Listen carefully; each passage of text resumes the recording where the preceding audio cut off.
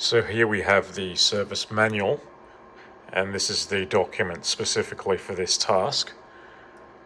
It doesn't tell you any way to remove that link, so I was left to struggle with that by myself, but I worked it out anyway. And the bushing 21A, it says to lubricate that with a special MB lubricant before installation. Grease the inner side of the rubber mount with lubricant, and the lubricant part number, of course, is freaking expensive, and it only comes in a 2.5 kilogram or 5.5 pound tub, which is utterly ridiculous just for doing one of them, so that's not going to happen. That's the part number there if you want to buy it yourself, but I'm not getting that. No way. I have tried silicone grease. I can't recommend that because it's now noisy as hell coming from those two new sway bar bushings.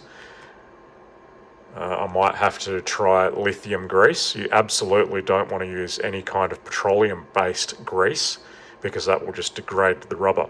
Top recommendations are silicone grease for these natural rubber bushings, or black rubber, not the polyurethane. And the second recommendation below that is lithium grease. Silicone grease is supposed to do a great job, but in my case, it's freaking terrible.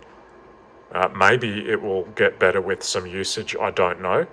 But in my test drive, I now have creaks in stereo coming from both bushings as the wheels travel up and down. It's utterly terrible, and it's 1,000 times worse than when I started, so kind of a fail.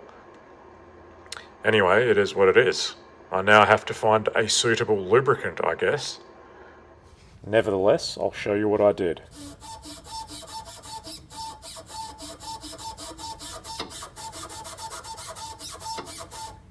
These are the original parts so far. I just started by unbolting those at the bottom.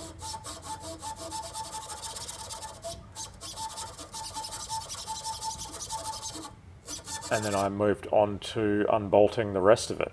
These are the bolts that go into those lower holes in those links. I couldn't see the actual size of that, sorry, because the bit is rusted to hell, so I got no idea what that is. Just have a good set of Torx bits on hand, I guess.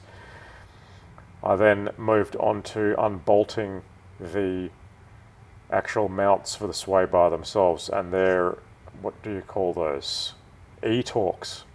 I've got a socket set of E-Torx bits for that, and I think it was 11. So I just removed the entire thing to work on it in comfort out of the car, away from danger, and I moved on to trying to get those links off the end. That is easier said than done. I ended up struggling with that for a while, and then decided to just use a ball joint separator, and that actually worked really well. The challenge is to just keep it aligned so it doesn't slide off the side, but it works really well. And then, yeah, it just pops it straight off. You can see there's actually a valley in that shaft, and then there's a lip inside that bushing that actually locks it in position. If you're wondering how that actually stays on there, that's how. And it's very secure. There's no way that's ever coming off. And of course, left and right is different. You want to make sure that you get the correct one back on there. Just match it up. The mounting bushings simply slide off the shaft, and when they're flogged out like these ones, that's a particularly easy task. As you can see, that is in terrible condition. And you just want to keep this section clean so you can slide the new bushing on. Now here's where I'm greasing the hell out of it with silicone grease. No one can accuse me of not using enough lube. It's kind of runny, but maybe that's the issue.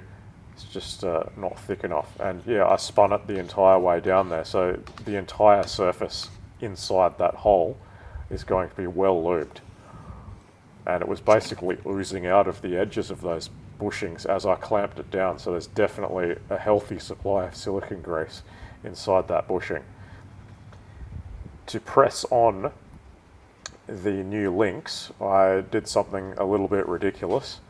I just used my press, not as a press, but just as a device to jam the entire thing under, and then use my body weight to press it down. So I had the one side up the top there and the other side on the ground, and I just basically stepped on it, and yeah, they popped right on.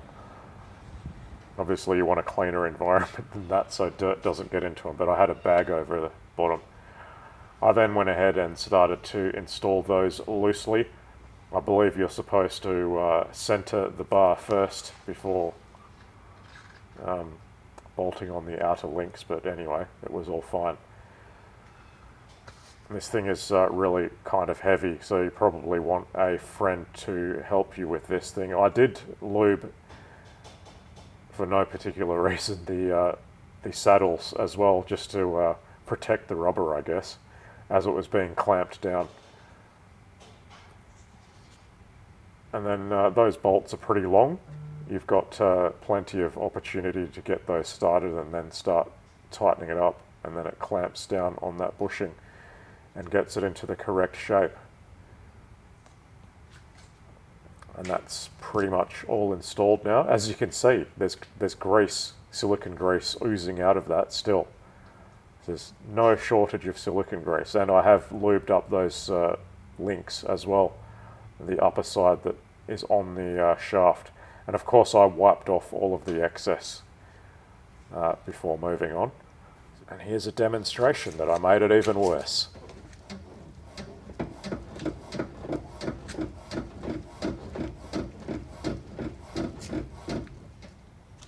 Happy days.